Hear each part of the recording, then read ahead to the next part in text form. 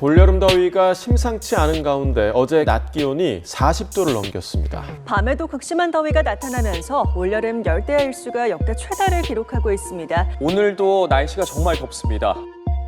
어제 저도 온도가 막 40도 올라가는 거 처음 봐가지고 온도가 이렇게 올라가니까 평소보다 이렇게 에어컨도 좀 덜 시원한 것 같다라고 얘기하시는 분들이 많고 어디를 조금 체크를 해보면 좋을까요?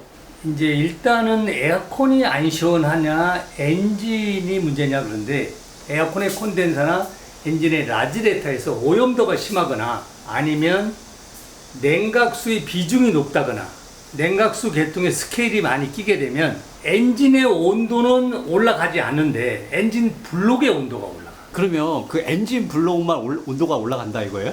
엔진의 냉각수 온도는 올라가지 않는다고. 그러니까 냉각수가 순환은 하는데 엔진의 열을 뺏어오지 못하는 부분에 대해서는 사람들이 생각을 하지 않아. 요것이 지금 시린더 헤드의 물 순환 통로이거든. 이게 물 파란 것이 물이고 물이 끓어가지고 기포가 생겼다든지 하고 이 면에 스케일이 많이 끼게 되면 냉각수가 순환을 하지만 엔진 헤드나 블록의 온도를 뺏어오지 못하잖아. 그러면 냉각수 온도는 올라가지 않는데 나중에 보면 헤드나 이 블록의 온도가 올라가서 헤드볼트가 나사산을 밀고 올라오든지 이런 문제가 생겨.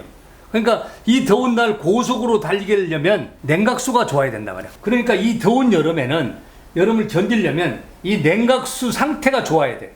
엔진의 스케일 상태가 깨끗해야 돼.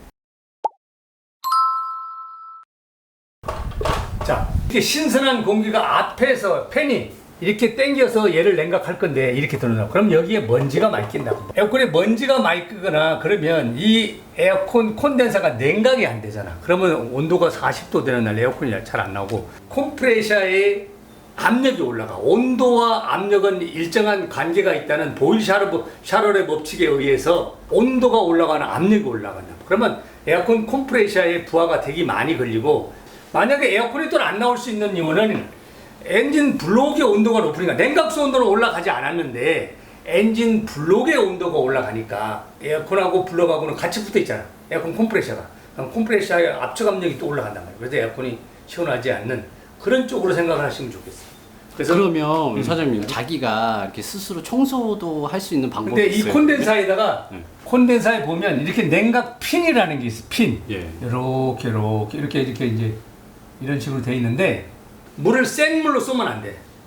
대야라든지 약한 물로 이렇게 해서 아니면 거기다가 세제 같은 걸 뿌리고 약간 막 시커먼 때가 나오니까 세제를 쫙 뿌리고 열을 받았을 때는 세제 금방 마르니까 열을 받지 않았을 때 세제를 뿌리고 물을 살살 뿌려서 그게 먼지라든지 그 때를 닦아내면 훨씬 더 에어컨이 잘 나와.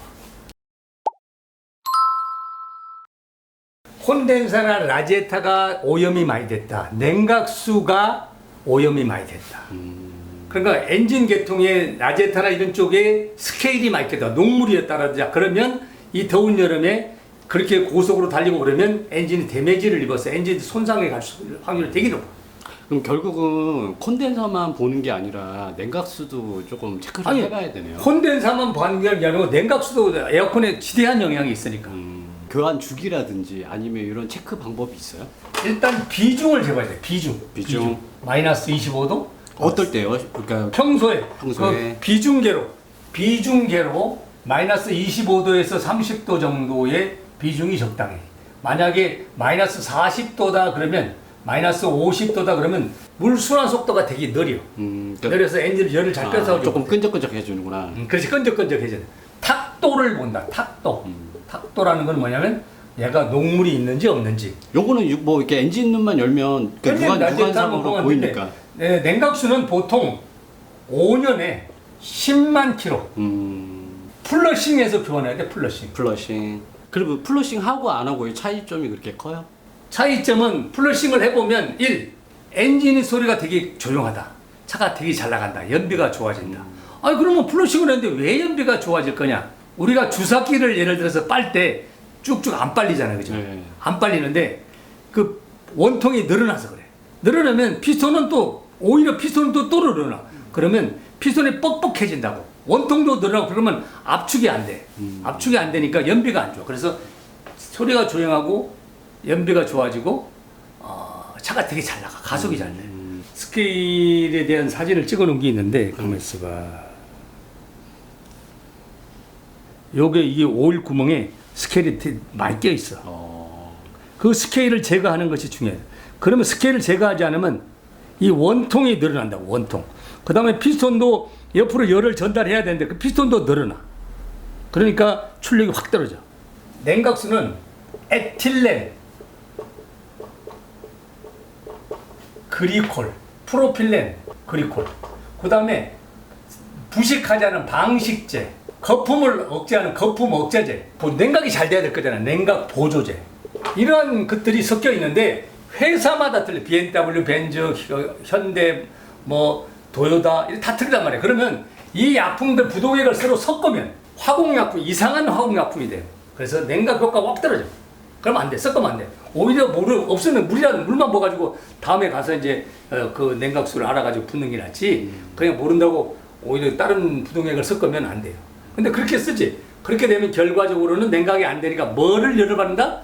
엔진 블록이 열을 받는다.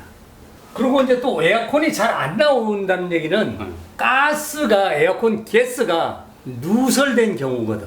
냉매가 혼자 순환하지 않아. 냉동유하고 같이 순환을 하다 보니까 냉동유가 새는 곳에 시커먼 기름이 묻어 있어.